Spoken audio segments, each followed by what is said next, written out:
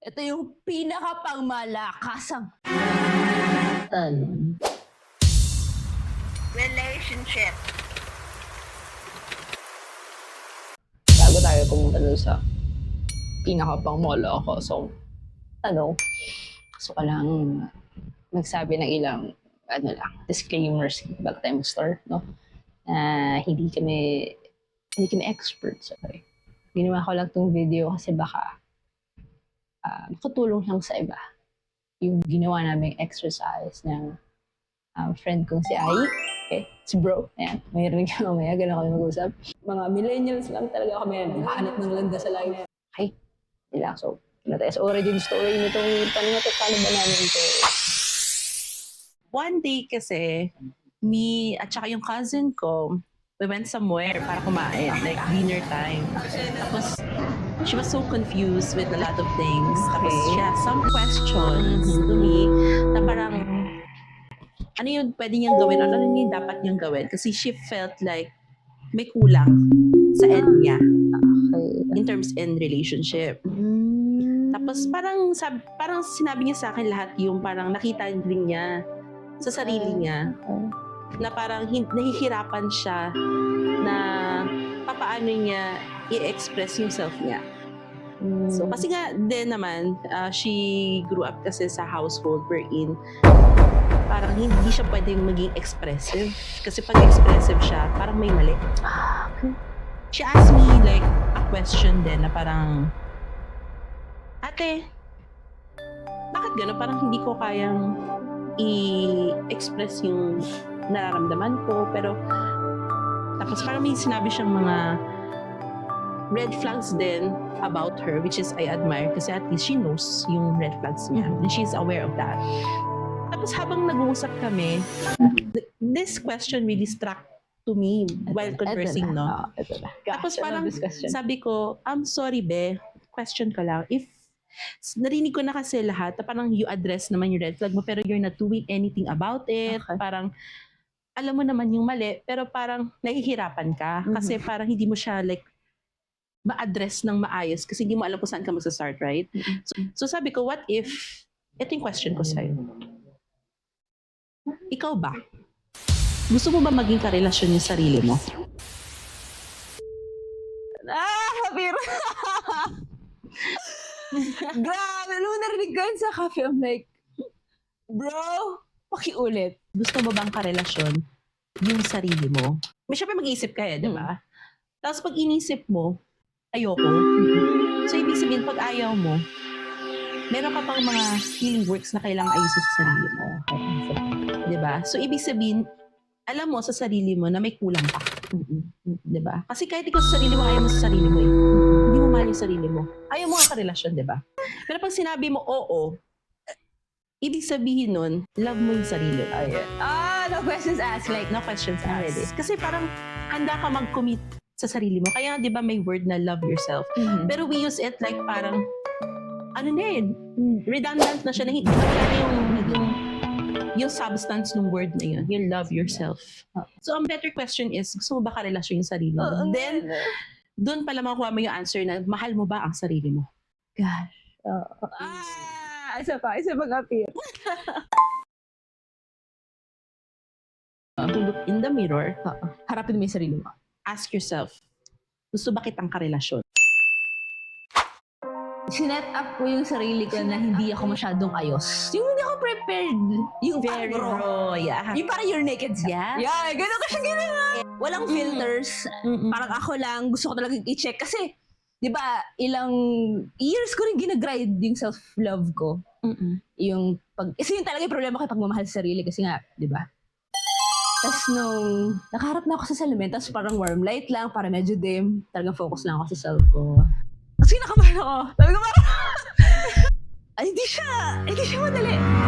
Harapin lang yung sarili Nung nandun na ako sa salamin, ang tagal actually bago ko matanong kasi talagang grabe yung kaba, grabe yung feeling na, wait, pag tinanong ko ba, sagot ko ba yung sarili ko, honestly, ganun yung mga ganun, parang dami kong doubts, sabi ko, hindi, parang hinga ako, hinga, like, breathing practice, kailangan kalma, and then nung ready na ako. Umabot ako ng ganito kalapit sa salamin eh. Like, yung parang eye to eye with myself.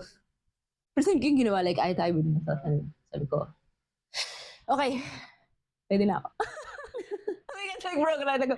Yes. Ito na. And then like, okay. Ito ko yung tanong ko eh, di ba? Gusto ba kitang karelasyon? Ang actually tinanong ko, mahal mo ba ako? Ganon, like, I love it! it's like confessing to yourself. Yes. Ganon, like, mahal mo ba ako? Tapos, sabi ko, yes! Tapos parang, it's a yes! It's working. Yung iyak ko nun, grabe, like tears of joy. Totoo lang. Kung hanggang kayo naalala ko, medyo, emotional. Na, sabi ko, first time ko ma-feel yung genuine love. Nagaling sa sarili ko. Tapos yung brain ko, hindi niya dineflect. Hindi niya nireject. Sabi ko, wait, totoo ba to? Like, ako nag-doubt na, uy, walang brain shatter. Oo. Parang, uy, walang doubts. Walang breakdown. Walang breakdown. Walang self-doubt. I love it. First time ko yun ma-feel na sabi ko, shit, yung training ko, years ng therapy, lahat ng techniques na ginagawa ko rin, hindi rin ako tumitigil talaga. That day, parang it paid off talaga lahat. First time. Tapos tinitigan ko yung sarili ko sa salamin. For a while after ko mag-confess and then, yes, di ba? Ano parang, shit, ang ganda ko pala. And I'm like, it's like, loving another person, but it's you. Yes. Ito lang yung kailangan mo pala. Yung affirmation, you don't need it from anybody. From anybody. Sa'yo lang. Parang, content na ako. Sabi ko, this is magic. Na hindi ko akalaing achievable. Kasi impossible to sa akin before. Sobrang imposible. Kaya nung nagawa ko yung salamin, ang tagal talagang, let it sink in yung moment. Namnam ko muna, okay, bakit ko mahalin sarili ko? Tapos, unti-unti, kinakompliment ko na, kasi Ben, you're working hard sa self-dev mo. You have to give yourself credit. Dati wala akong ganun, like, awareness or like an inner voice na nasabihin yun. Kasi talagang dati puro doubts ako, puro judgment, criticism. Alam mo yun, nasagot ko siya ng yes kasi training ko.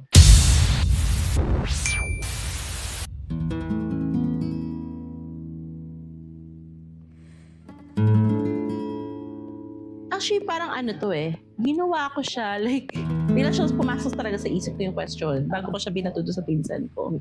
Kasi I have this, like, hindi naman talaga mawawala yung mga self-doubt, di ba? Or parang self-assessment mo din sa sarili mo, gano'n. So what I did, for fun lang, ginawa ko yun. Tumingin ako sa salamin. Sakto kakapunas pala dito. Tapos ko lang mag-shower talaga that time.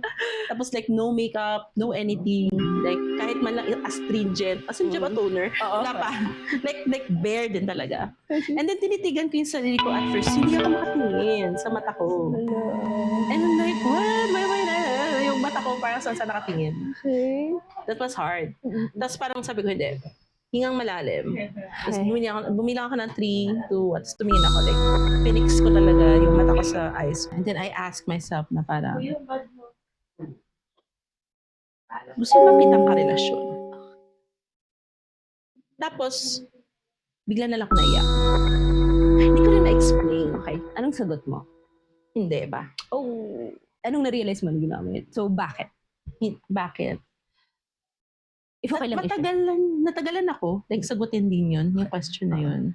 Kasi I thought this whole time I was this, kasi independent kasi ako, di ba? Like I grew up like since 5 years old na mag-isa since my parents are abroad. So akala ko I'm this strong, independent woman, powerful woman. And then parang naging vulnerable ako at that moment. Tapos nung sinagot ko yung hindi, I realized na parang, kaya nasagot ko siya, is because hindi ko pa masyadong love yourself ko pala. Okay. So ganun siya. Like, hindi ko pa matanggap sa sarili ko yung mga bagay na akala ko ganun ako. Tapos, naano ko na parang, hindi ko pa na-acknowledge yung validation ko sa sarili ko pala. Yung ibang tao, na-acknowledge nila, sinasabi nila na, you are work hard. You work hard. ano yung hardworking? Work hard. Hardworking, tapos you are this ganito, you are beyond your years, blah, blah, blah. Parang, dati, I felt like, wow, parang ang sarap pakinggan. Then, habang tumatagal, parang lang din siya naging bluff sa akin. Parang, ibig sabihin, nasa-self-doubt na ako.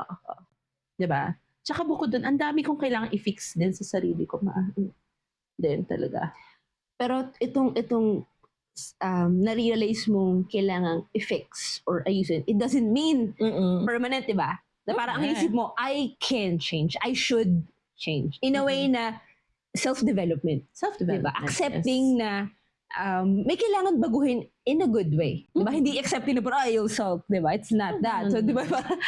Diba? So, yun yung gusto ko nang narinig ko yun sa'yo na parang kapag may napansin kang mali or hindi mo gusto, accept and then parang take action. Yeah, take action. Yeah. Yun yung nakita ko sa parang actually, dahil doon, that's the reason why hinanap ko yung book na Atomic Habits. Anything to do with habits. Kasi alam mo yung weakness ko talaga habits din. I have this, kasi when I was like high school, very disciplined ako. Naalala ko talaga. Like, yung oras ng gising ko is 4 a.m. Strictly 4 a.m. No more like less than that or more or less than that.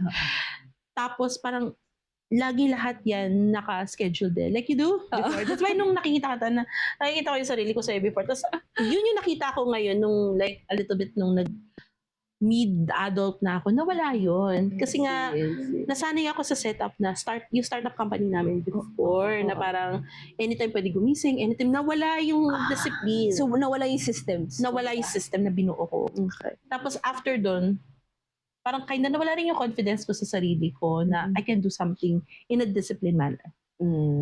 Yeah. Kaya, ito yung result. Kung ano yung meron ako ngayon. Parang, na mas namamanifest mo yung mga bagay sa life mo. Actually. Faster. Diba? Faster. Tsaka, iba yung mental strength ng tao na may, na may habits na maganda. Good habits talaga. Actually. Oo. And dahil nga nasanay ako sa bad habits this past few. Kasi imagine mo, sige sabihin natin, kasi kaya ko naman magkaroon ng karelasyon talaga if I want eh. Technically, like there's a lot of boys out there. Alam mo naman, nakita mo naman yung mga guys ko, diba? My God. Before. Pero ngayon, like naglaylo talaga ako kasi I want ngayon na parang, I want na fix muna. And then, if the right time comes, darating man yung guy na, I want that guy na hindi yung baggage na meron ako, hindi niya dadalhin yung baggage na yun. It's my baggage. It's not his. Diba? Kasi parang paano ka nga naman papasok sa relasyon kung ikaw sa sarili mo, hindi mo nga mahal yung sarili mo. Paano mo mahalin yung partner mo, diba? Wow. Ang unfair naman yun sa partner mo. Na parang, kinarelasyon mo lang siya kasi gusto mo lang ng validation. Idea ng love. Parang gusto mo lang ng attention. Diba? For me kasi, hindi yun yung concept ng partnership for me. Partnership should be like, equal kayo eh. Okay. Diba? Tsaka, hindi yun about like, for me laging magsama. Yeah. Kasi for me, partnership should be like, nag-add kayo ng value sa isa. Diba? Exactly. What if, for example, if nagkaroon ako ng karelasyon ngayon, gusto ko, may dadagdag ako na value to him, to empower him, para mag-grow din siya as a better version of himself. I love that. And I'm looking for that kind of partner as well. Something na may added value.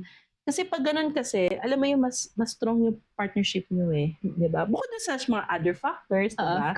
Pero iba kasi yung parehas kayo ng mindset. Actually. Diba? Siyempre better din yung same kayo ng vibes, diba? So, marami kayong common grounds, ganon. Diba? Para to keep the relationship alive. Kasi ang relationship is not just physical. Physical will be like you first eh. Kasi yun yung attraction. Yun talaga. Kaya napaka-importante yung tanong, mahal mo ba yung sarili mo? Yun talaga yun, diba? Doon talaga mag-start. Basta start yung sa'yo.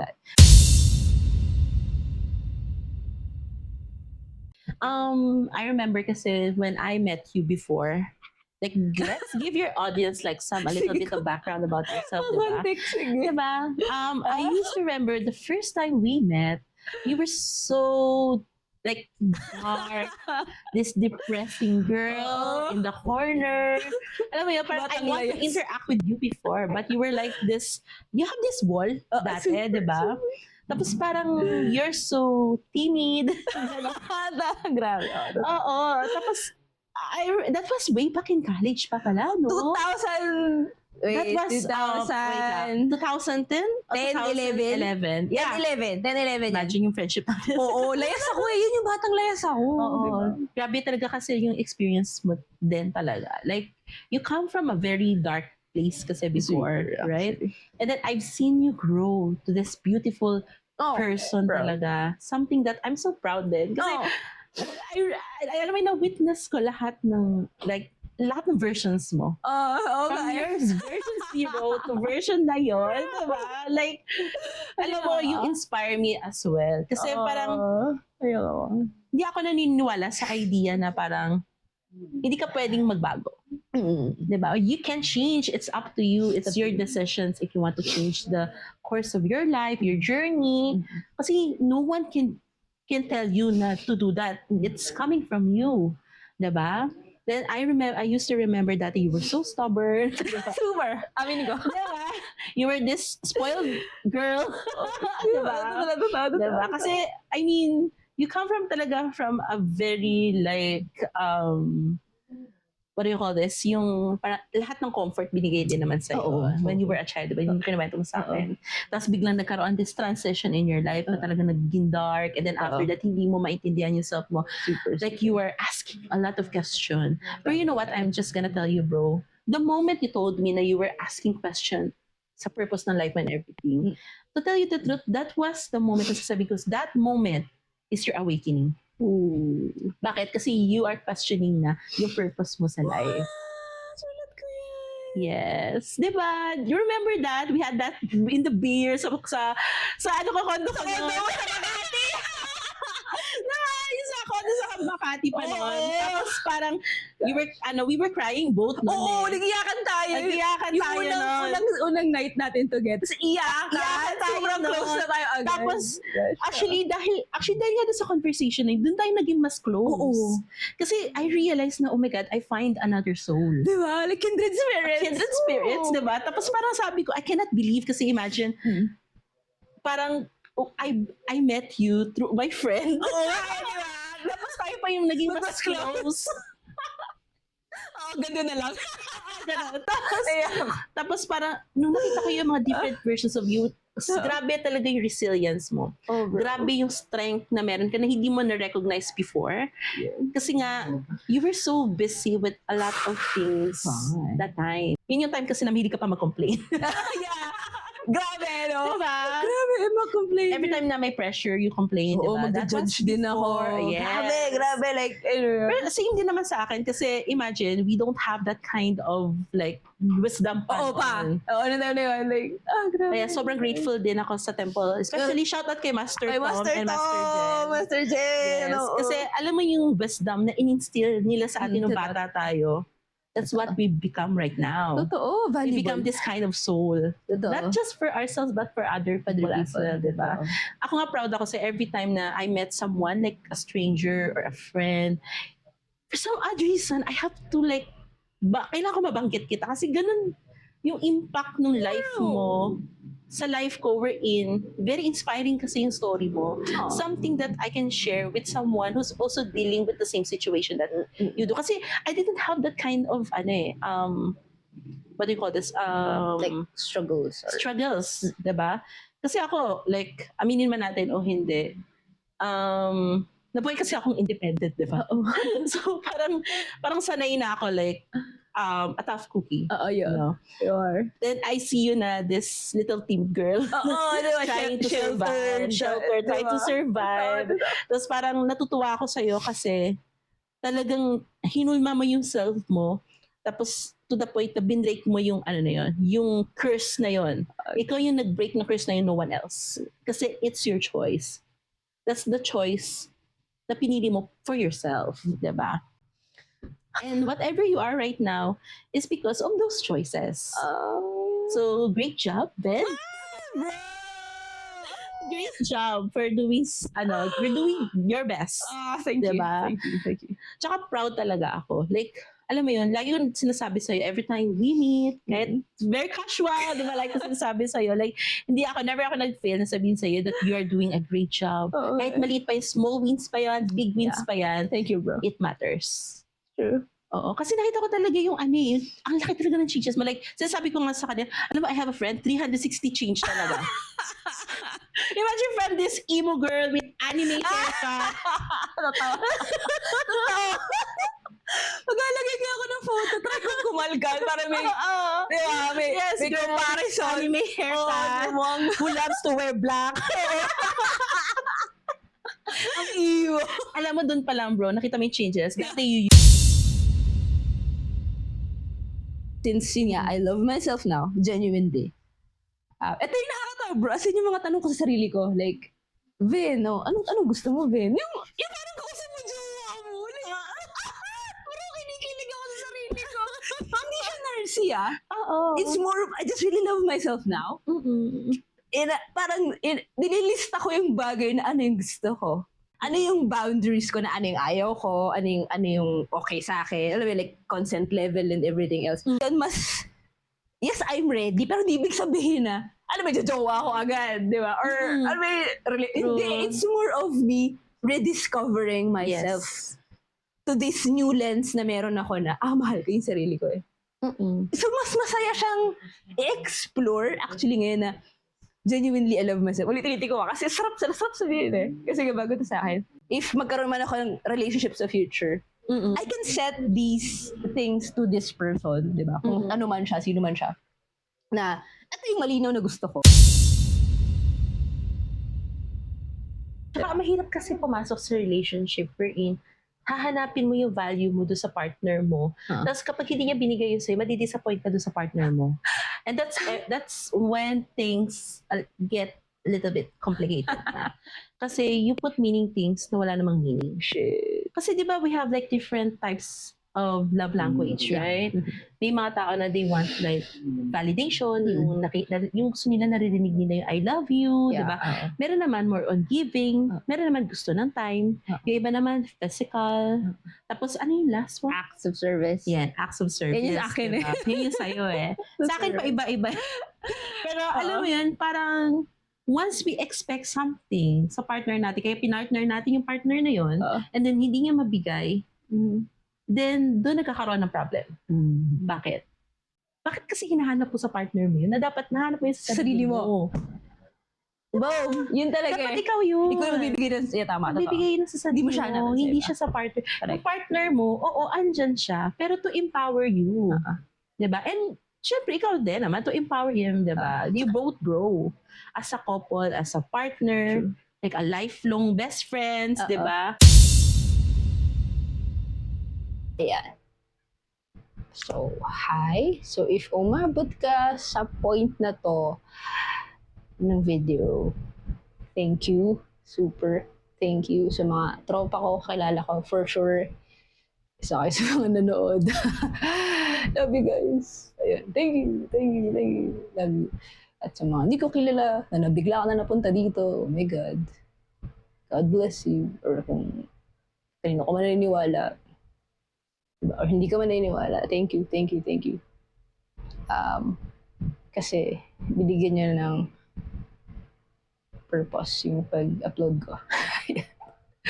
Kasi meron pa ako ng purpose yun. So, yun. Yung, sana may natutunan kayo sa mga share namin kanina. Ni Ai, ni bro, na dito sa exercise na to, dito sa kung gusto mo ba yung sarili mo, di ba? Mahal mo ba yung sarili mo? Or gusto mo ba siyang karelasyon, okay? Yung sarili mo, di ba? Muli, ulitin mo na hindi kami experts. Ginawa lang namin ito, exercise ito out of our, parang curiosity lang talaga. Kasi napag-usapan lang namin siya sa cafe, one weird day na parang, basta biglaan, yun. Tapos yun, pag-usapan na namin siya. At if may mga bagay na hindi malinaw, humingi kami ng tawad. Muli, hindi kami experts. Hindi namin intention mag-offend if may mga nabanggit man kami hindi tama or hindi maayos. Basta nagkwentuhan lang kasi talaga kami. At naisip lang namin na baka makatulong sa iba if i-share namin tong exercise na to, tong question na to. And ayun, nandito kasi ako wala ko personally, era ng buhay ko na challenge ko yung sarili ko every month. Ganyan. So, isa tong sa mga challenges na kailangan kong gawin. Mag-upload ng video. Kahit di ako komportable, sa totoo lang. And nga, if isa ka sa mga matagal ko ng friends, no, matumal ako mag-upload kasi list to sa priorities ko, sa totoo lang. Kasi nga, life, di ba? Chuchu, whatsoever. So, yun.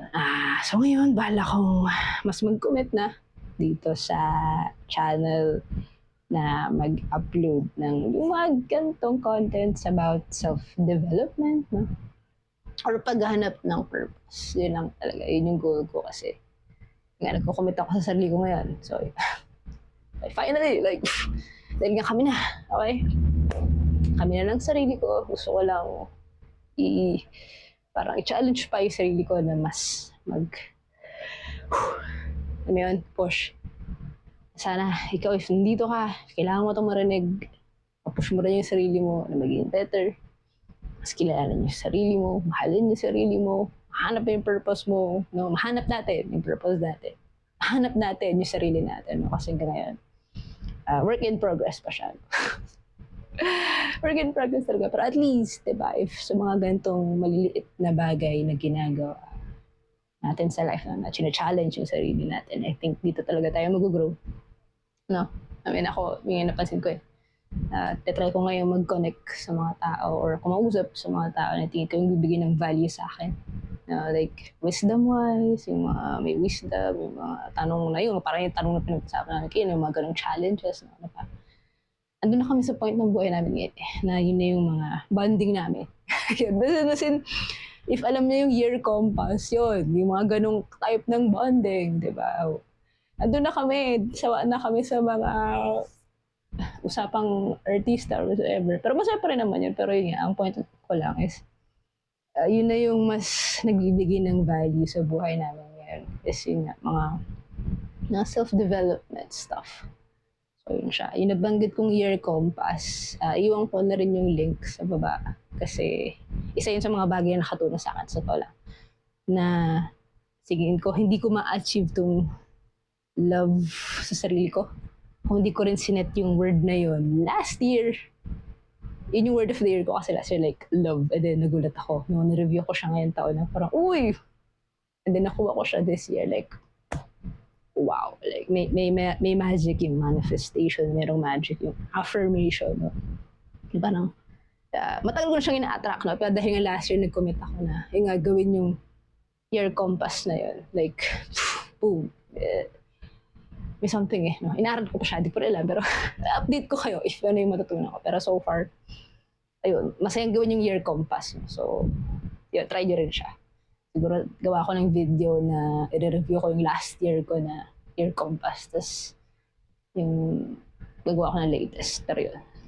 Isa yun sa mga nakatulong So, baka makatulong din sa inyo. So, yun lang. Thank you muli. Salamat sa panonood. Salamat sa support. Please, comment, subscribe yung mga usual na sinasabi. Sabihin ko rin kasi YouTuber na ako. I'm a part-time YouTuber. Pero seriously, if meron kang techniques dyan, no, please paki-comment. No? If meron kang mga journaling prompts, tingin mo nakatulong sa'yo, please paki-comment. Talagang nag-iipon ako ng ngayon ng magagandang tanong Yung magandang itanong sa sarili mo. Especially if may mga parang shadow work prompts ka, like better, no? Kasi parang yung isa yun sa mga inaaral ko ngayon di ko lang kung paano pupuntahan pero getting there. So yun lang. Again, thank you. God bless you.